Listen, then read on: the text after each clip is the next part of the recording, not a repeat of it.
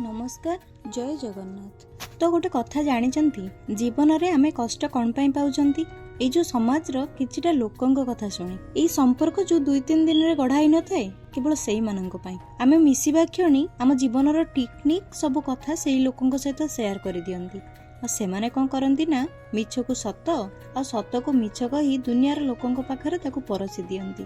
आपणक आगे बंधु साजी पछपटे शत्रुठू भी अधिका ही जाती जहा फल आपण दुनिया आगे खराब आ से दुनिया आगे सबुठू सुना पिला ही जाती। एठी भूल से लोक हेलानी भूल हेले आपण निजे निज दुखर कारण निजे ही हेले। एते कम दिनर संपर्क रे कोन एते विश्वास करबा ठीक कि आपण मने रखिबे विपद समय रे थरे हेले भी केबे सेई मानक कथा सुनंतुनी बरं सेई समय रे निज कथा भाबंतु आ निज हृदयर कथा शुणु किंतु अजथा परलोकंक कथा शुणी जमा भी अस्तव्यस्त हुंतुनी। से 2 दिनर संपर्क आपणक जीवन रे ना बहुत बड़ समस्या सृष्टि करि पारे। कोन मु ठीक कहली ना?